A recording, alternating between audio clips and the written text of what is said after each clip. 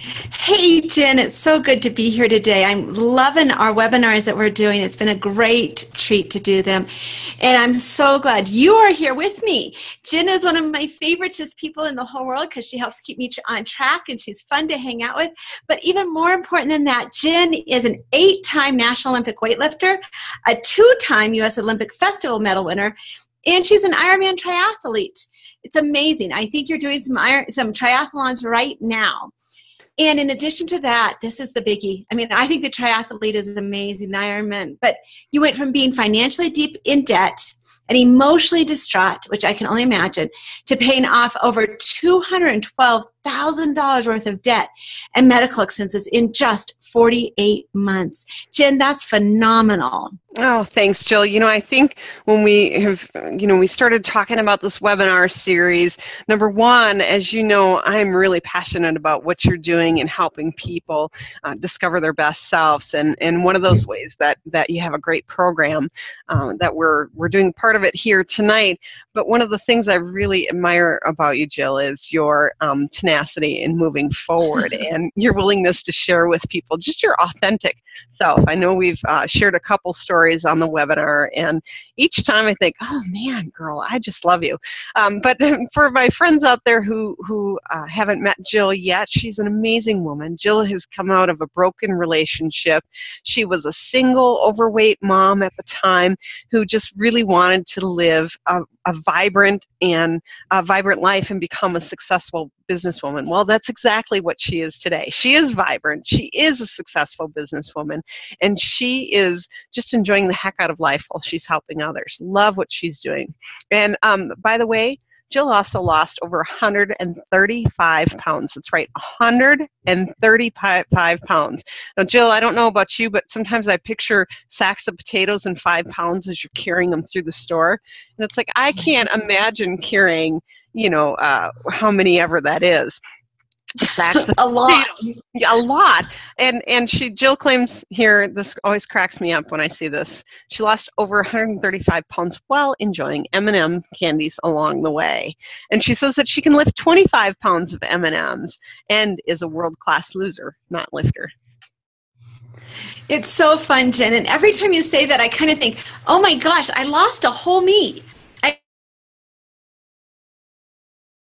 In my world is I've kept it off for over 7 years, and it won't be coming back on. I did not lose that weight because when we lose something, we're looking for it, and I'm not looking to regain that weight. I released it. I took care of the energy that was causing that pain, and I released it.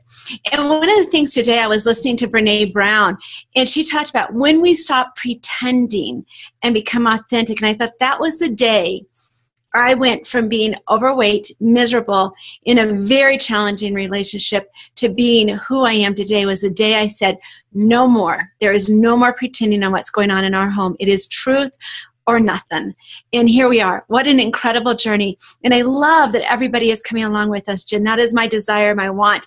Sometimes, as we've talked, we did the 135 pounds and the $212,000, and we're kind of tired of talking about it because it's over and done with. But you know what, Jen? I'm so grateful that every time I talk about it because I want it to make a difference. I want to shorten that learning curve for everyone who's listening from having to go through what I did to get to that place and to shorten that learning curve. And last week on our webinar, we talked about some basic principles of losing weight. And the first of those was to eat when you're hungry and stop when you're full.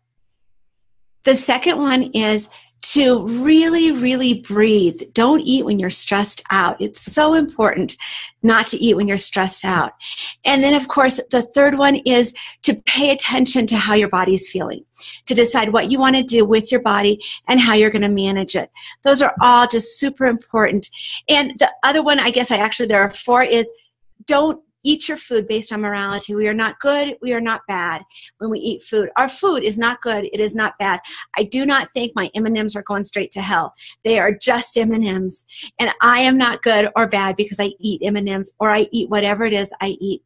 So those are the basic principles that we came away from last week. And this week, we're going to talk about why do we overeat. But before we jump in, Jen, I just wanted to check in with you and see, you're going on this journey with us. How are you doing? Do you have any questions, any ahas? Yes, I do. Jill, when you asked if I'd help host this kind of help move things along a little bit, really I was giddy because, as you and I have talked over the years, finances and weight is so similar in our Mhm. attitudes and stuff. But really, selfishly, what I was excited about is I get to come along the journey with everybody else. So while, we're up here doing this and uh, it's you really leading the way. It's your program. I get to be just a part of it, which is so awesome. But I'm going along with everybody else. I'm looking, it's exactly why we partnered up on this, is we were talking, and health has been a big thing for me lately, and I'm really excited. So yes, I had some aha moments. Number one, I found myself automatically, without even thinking about it, a couple times driving in the car and eating, where I had to catch myself, and I actually put the food down. I'm like, don't do that, because your Yay. body, as you said, doesn't know the difference between that flight or fight systems thing. And the other thing that was really eye-opening, and it kind of makes me mad if I was real honest, Jill Davis, to tell you this, is I never realized that I do look at food as good and bad. A couple times I'd open up cabinets and I'm like, ooh, bad, bad. And it's like, no, food is not good or bad. I'm not good or bad for eating it. It's the same as money. Money is not bad. It's it's interesting. So it's a new concept, and the whole breathing thing. That's been, for a person who likes things right now, it's been like, oh my gosh, really? I got to take 3 breaths?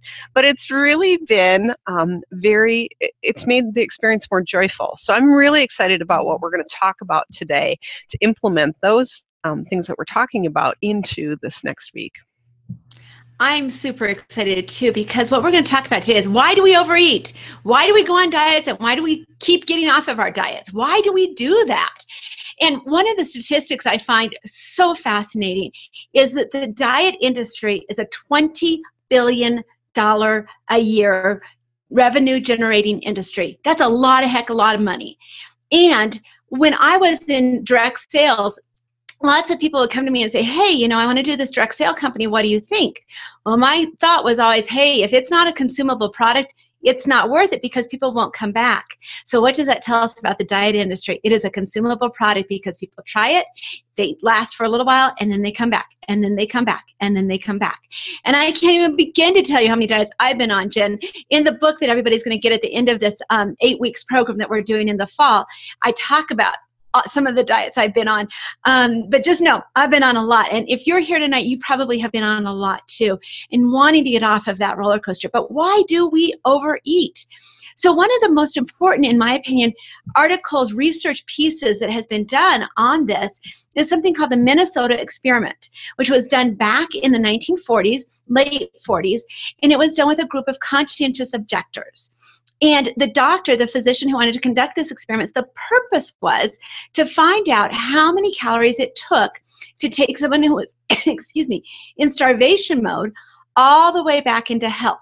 Because as people were coming out of the concentration camp, they were eating so quickly and so much, it was killing them actually.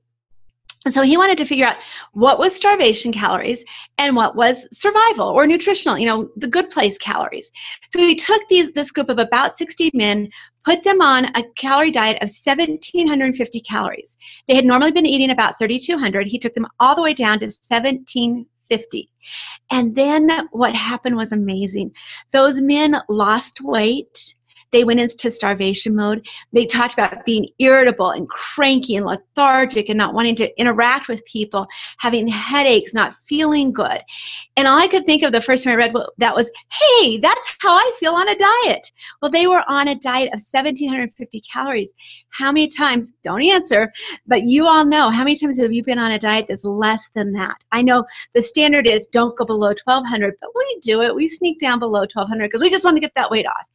But then what's amazing was what happened after that 6 months. He wanted to rehabilitate them so he'd know how many calories it would take to bring somebody back up to health. So he started out with one group of them, gradually adding 500 calories a day for a while.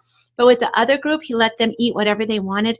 Some of them ate as much as 11,000 calories the first day afterwards, which is, again, me on a diet. I starve myself and then I binge. And that's exactly what happens. That's why we overeat, is our brain is in survival mode and it needs to eat. It needs to eat. It needs to survive. And the most interesting thing about that research is that he came back and tracked them over the years. 40 years later, most of the men had said they never recovered from the experiment. They never could eat normally again.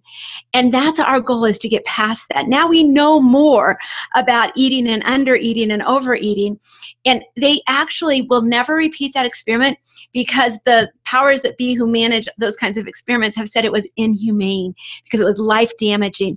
So that will never be done again. So let's get off of that inhumane experiment called diet and restricted calories and start looking at why we eat our food, because that's the key. It's not what we eat necessarily. We know calories in, calories out, stress, all of that we talked about last week.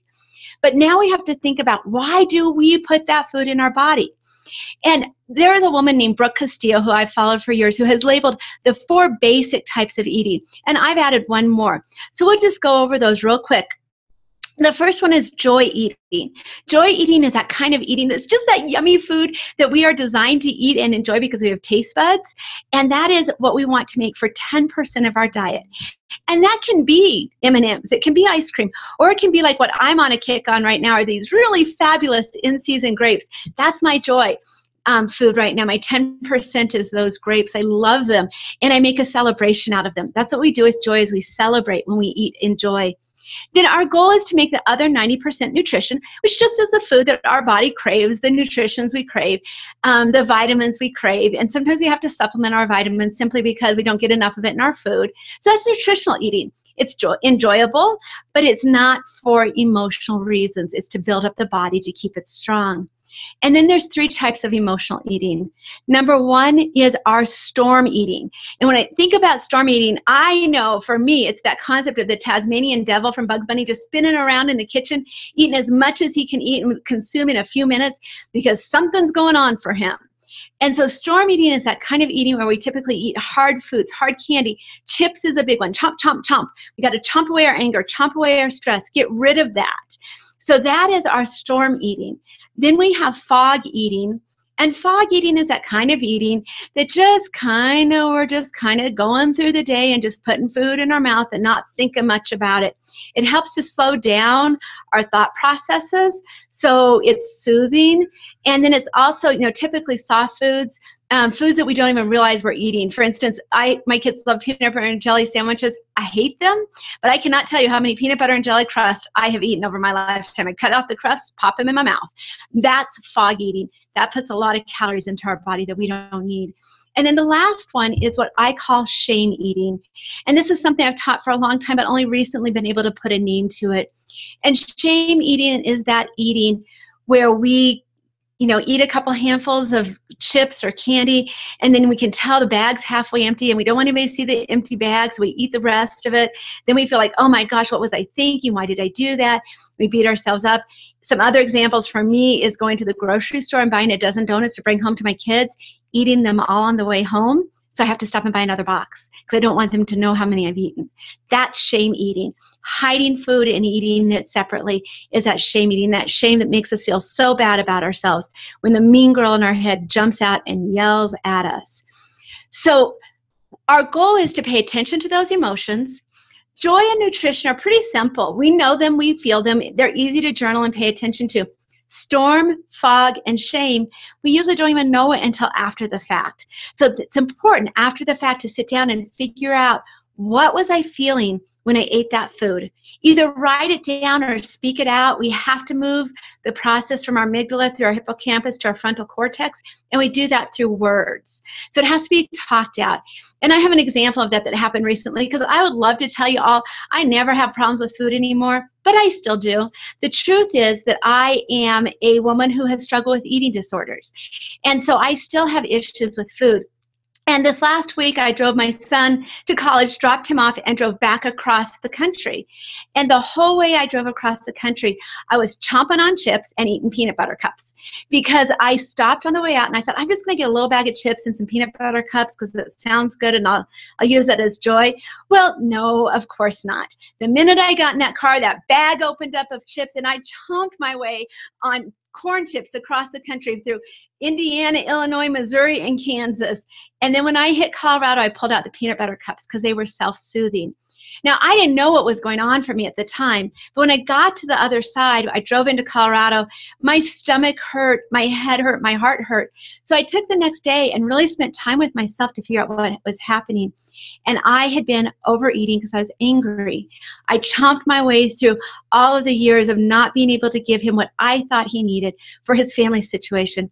And then the peanut butter cups were just to make my sadness go away. So I spent a day in sadness, a day in anger, and then I ate a lot of spinach and good stuff because my body really hurt, and I have learned to listen to my body when I can.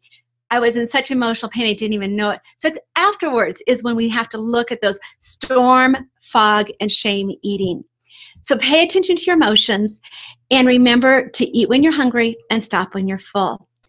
Jen, do we have any questions that have come in, or do you have any questions? Yeah, Jill, when you talked about talking out that from, I can't even say it, the amygdala or whatever through our brain. Amygdala. Yeah, amygdala. Can you talk a little bit about that? Can we do that in writing too, or journaling?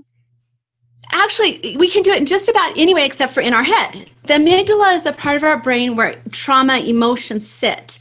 And it's the back part of our brain. That's why I'm pointing to the back of my head. We have to process that through the hippocampus and into the frontal cortex. And the frontal cortex is the word part of our brain, the logical part. The amygdala doesn't have words. So what we have to do is talk to our amygdala, understand what it's feeling. We have to either write it out, we have to put words to it. So you can write it out, you can type it out, you can speak it out. Sometimes I record it. Sometimes I go on my back deck and just tell the whole world, Pikes Peak is out my back door and I tell it to Pikes Peak. But I do it auditory. Just thinking it in our brain doesn't put it into words, which our frontal cortex needs to understand it. It's kind of like a filing system. Our hippocampus takes the emotion when we put words to it, files it away as, oh, okay, next time you're really sad about Jacob, don't chomp on chips. Okay, I get that chomping on chips I do when I'm sad about Jacob. So we learn that, and it helps us to process so the next time we don't do it over. But it has to be auditory or in words somehow, not auditory, but in words, either written or spoken, or our brain just doesn't shift.